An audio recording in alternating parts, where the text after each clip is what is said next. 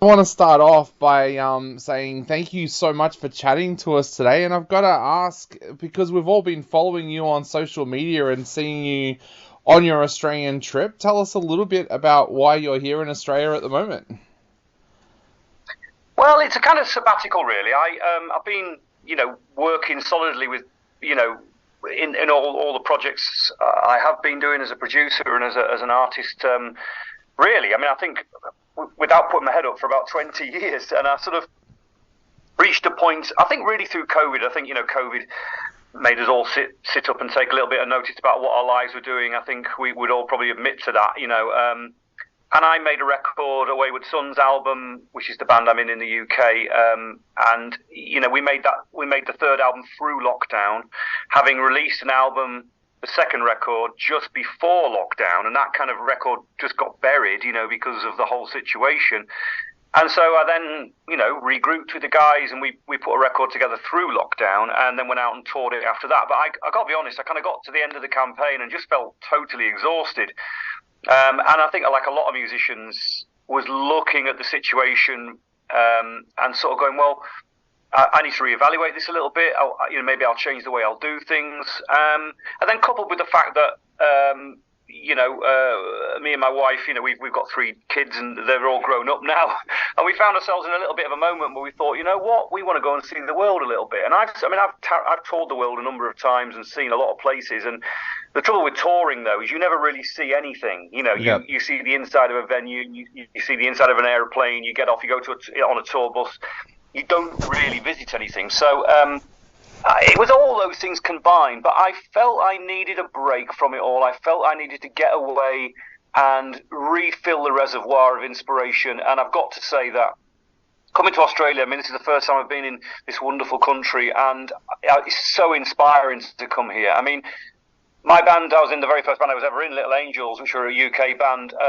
We very nearly got to Australia touring, but sadly, about 3 weeks before we were supposed to come here back in 80, I think it was 89 or 90, the promoter went bust. And so we couldn't come. And so it's always been a little bit of a sort of thorn in my side that we never got here. And I've got a lot of Australian friends. I used to share a flat with a guy who came from Coogee Beach and in Sydney, and it's just been a desire to come. So all of those things added up to a kind of a need that I had to, or like an itch I had to scratch. And so, Yeah.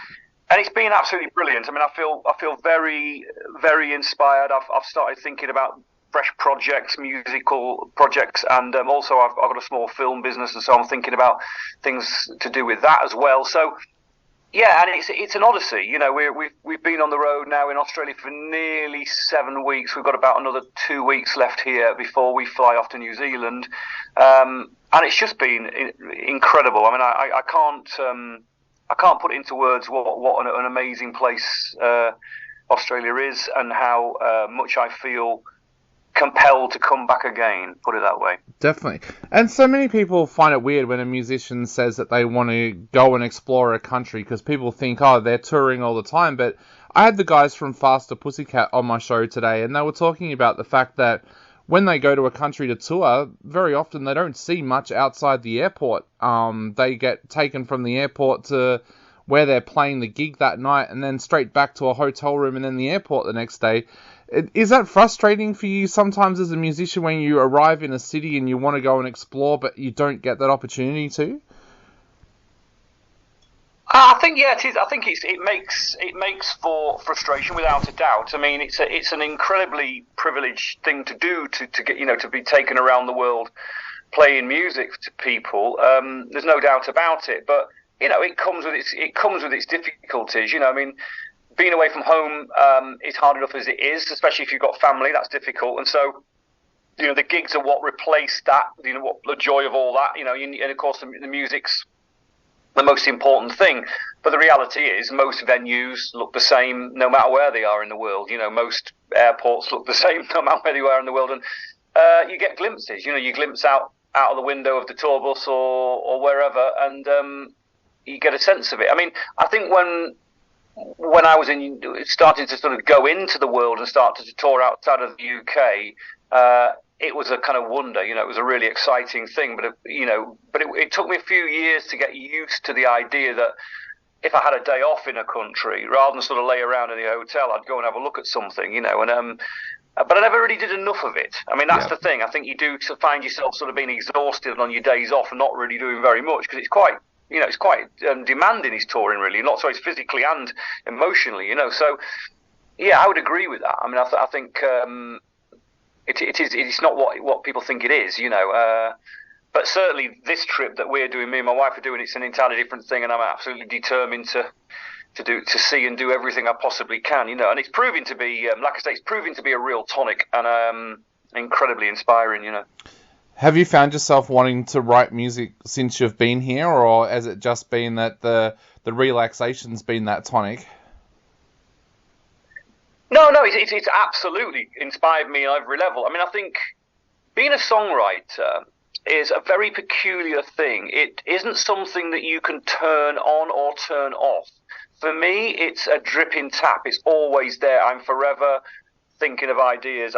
I'm jotting down, you know, titles. I'm coming up with ideas. But for me, I'm what I would call a holistic writer. It all tends to come at once. I don't write a riff and then try and find something to sing over it. I'm very much a kind of completist. I come up with an idea that is usually melodically and lyrical driven first, and then I find my way into that, and then discover whatever riffs it might be, what the chord progressions might be. So you've got to have a kind of, the way I look at it is that don't push it. You know, you have to allow the inspiration to visit on you, and that is something you cannot determine. But once you do find it, it tends to be a vein of inspiration that lasts for quite a while for me. And so you have to be prepared to kind of tap that vein, you know, and stick with it. So you're always looking for new experiences, always looking for a situation that can inspire a different take on things, you know. Because I've never been a kind of ooh baby lyric writer, you know. I really haven't. I like to sing and write songs about real life, about things that I feel very strongly about, and a lot of my messages are often have a sort of slightly political edge to them, with a small p. I don't seek to sort of point the finger, but I'm very interested in the human condition, and I think the things that happen to us, every single one of us, every single day, you know, are very important. And we, you know, as a songwriter, I feel it's almost like my duty to report on those things, you know, and give my personal view of it. And not everyone's going to agree with it, of course, but you've got to fill the reservoir. And so I think, you know, seeing new things, meeting new people, experiencing different things is incredibly important. And I'm certainly feeling that at the moment. And I've made a lot of notes, and I've started thinking about a lot of ideas, which is great, you know. Yeah. What's been the highlight of your trip so far, and what has surprised you about Australia? Oh, goodness me, how long have you got, Dave? Well, I think the thing is, you know, I mean, I think, you know, from an English point of view, British point of view, we have a certain, I guess, perception of Australia in the same way that probably you have of Great Britain, those who haven't been. You know, there's a sort of sense of, you know, we've been, you know, we see your movie stars, we see your music. I mean, you know, Australia's produced some of the greatest rock and roll ever. I mean, the greatest rock and roll band probably of all time, AC/DC, of course.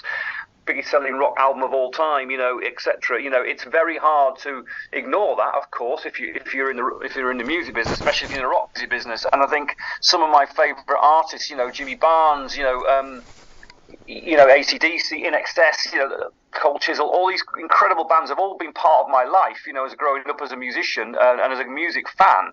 But really, until you experience the environment that music comes from, you don't really fully understand it. And I think travelling this vast country and getting on the road, and we've done a lot of driving here, but you know, you look at the map and it looks like it's 2 millimeters long, but it takes you 8 hours to drive it, you know. It's that sort of thing. And I think I sort of fully understand now a little bit the kind of, that's the vastness of it, the huge sort of vistas, from the mountains to the sea, to the plains, to the hinterlands, you know, to the cane fields, you know, right down to the beautiful thousands of miles of white sandy beaches and palm trees.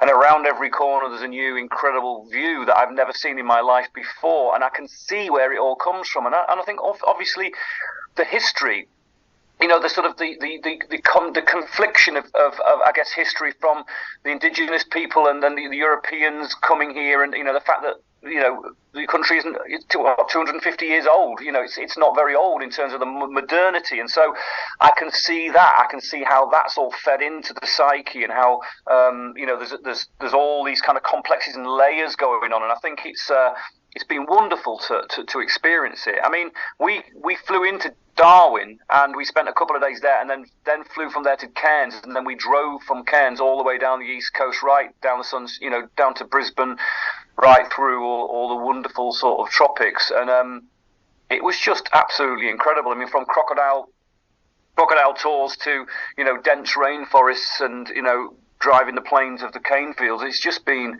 one amazing experience after another. But there's a few things I will take away from it that really stand out. Is the kindness of everybody, and everyone's so friendly. I know it must sound like a terrible cliche, but everybody is. Everyone's been very helpful. We haven't felt at all alien here. I feel very, very at home here.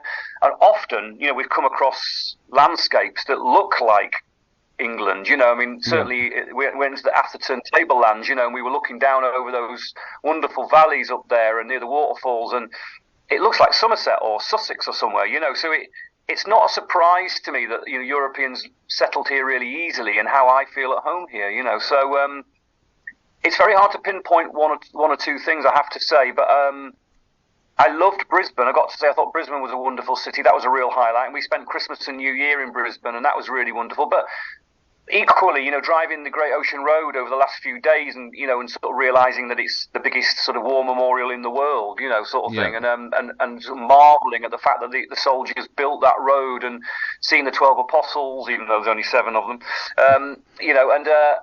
just incredible. Everywhere you turn, it's a new piece of inspired, inspiration and an inspired view. So really, really loving it, and I genuinely mean that.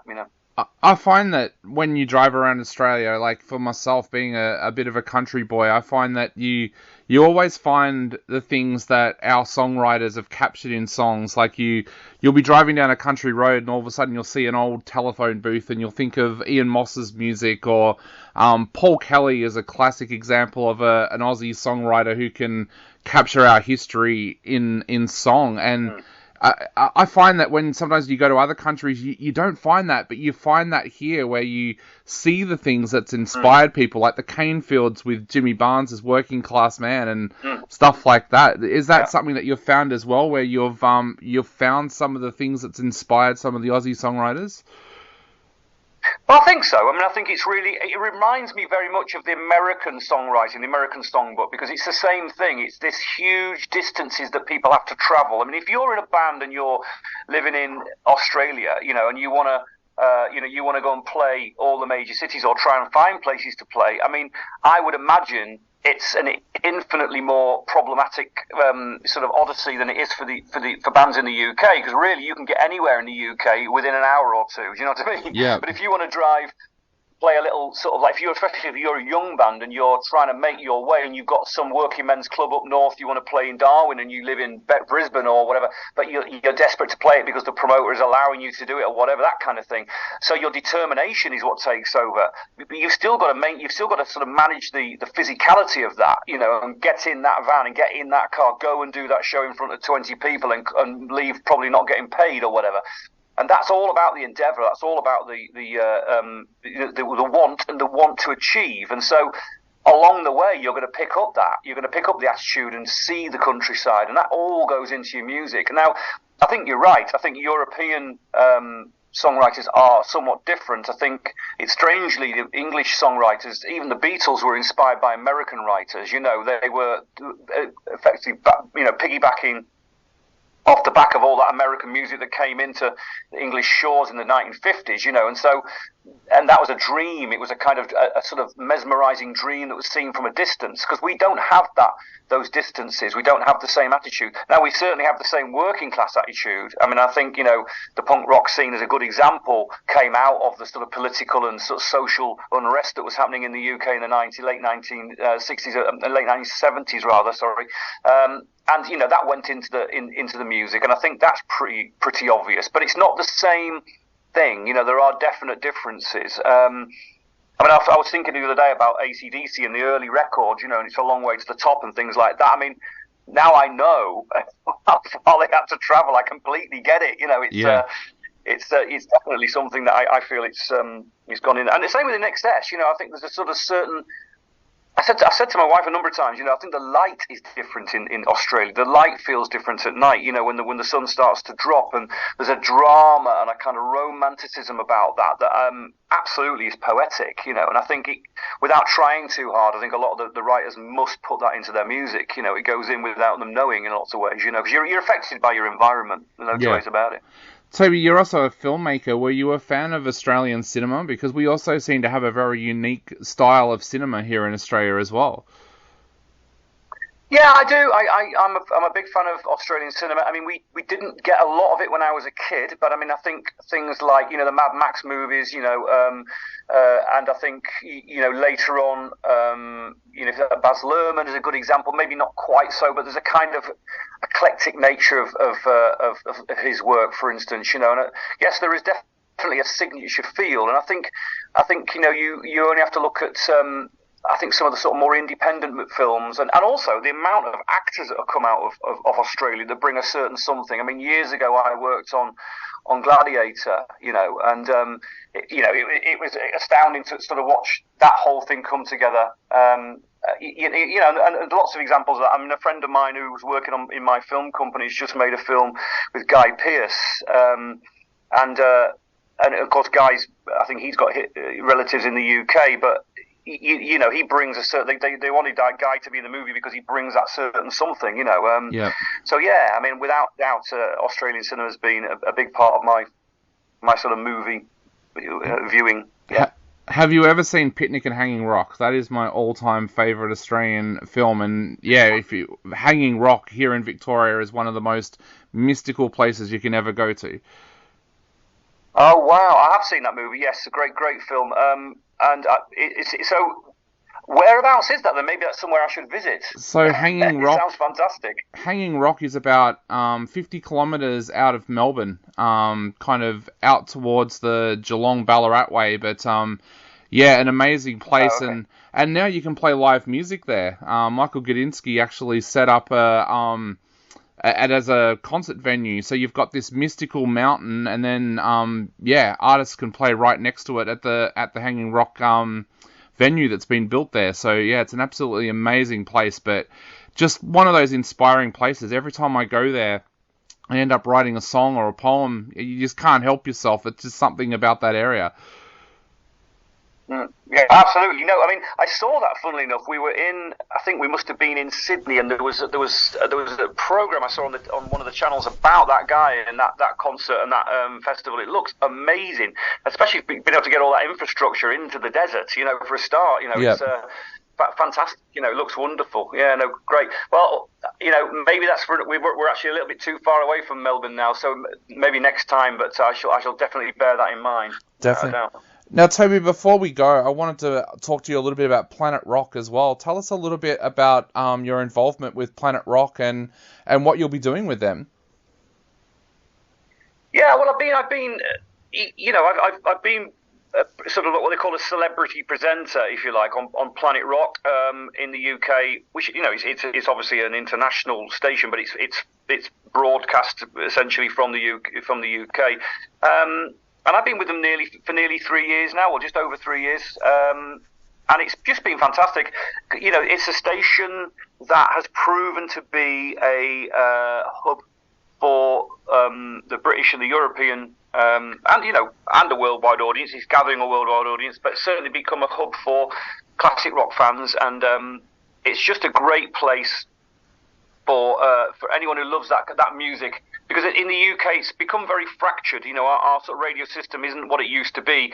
And thankfully so, actually, in my opinion. It used to be back in the day that Radio 1, which was a BBC station, was the only station that anyone really listened to. We had one rock show run by, that had a presenter called Tommy Vance on it, he was a absolutely sort of famous guy in the rock world. And when he sort of passed away and Radio 1 started to change, the rock show sort of disappeared, and then we kind of got like a new rock show, which was very about, the current things that were happening. And so classic rock and all those great records that we all loved sort of took a back seat, and we hardly ever heard them. So when Planet Rock sort of invented itself and DAB started to take over in the UK, because it's a big thing in the UK, is DAB now, it's like it's just been a revolution. And so I think we're about 1.8 million listeners now. It's a really, and for a digital station, that ain't bad at all. And we've got myself, I think Joe Elliott, Alice Cooper, and Danny Bowes from Thunder. We're the sort of four